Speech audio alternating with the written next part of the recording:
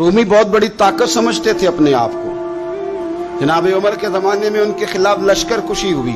अमीर कौन है? हजरत अबू उबैदा। हाथ में तलवार पकड़ी, घोड़े पे बैठे चले गए, मुहासरा कर लिया रूमियों का, घेर लिया।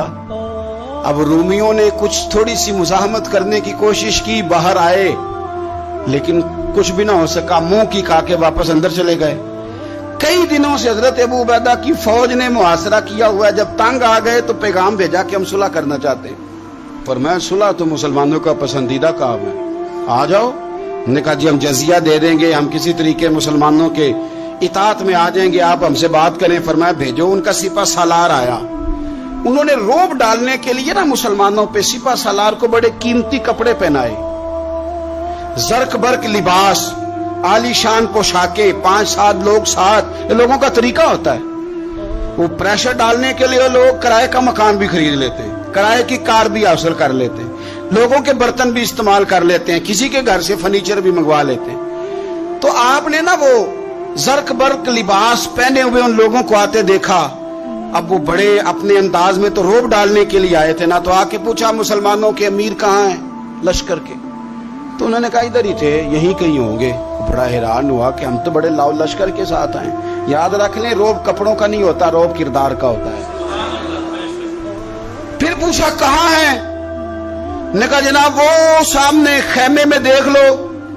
वो खेमे में गए तो इतनी बड़ी फौज का सिपा सालार जमीन पे बैठे और अपने तीर सीधे कर रहे। अब वो बड़े जर्क बर्क लिबास में कहने लगा अबू उबैदा बिन जर्राह आप हैं? फरमाया मैं ही हूं। कहा मिलना था? फरमाया आ जाओ। कहने लगा आप तो जमीन पे बैठे। तो आप फरमाने लगे हमारे बुजुर्ग जमीन पे ही चलते थे, जमीन पे ही बैठते थे, जमीन पे ही खाते थे, नींद आती थी तो जमीन पे ही सो जाते थे। वो हैरानगी से कहने लगा आप इतने बड़े सिपा सालार होके इस तरह रहते हैं? फरमाने लगे मेरी जरूरियात सारी पूरी होती हैं, फिर भी कभी कोई मुश्किल बन जाए तो मैं थोड़ा सा कर्जा ले लेता हूं हजरत मुआज बिन जबल से। उनको मुश्किल आ जाए तो मुझसे ले लेते हैं। तो बिल्कुल सही गुजारा हो रहा है कि इस तरह क्यों बैठे हैं? ये क्या बात हुई?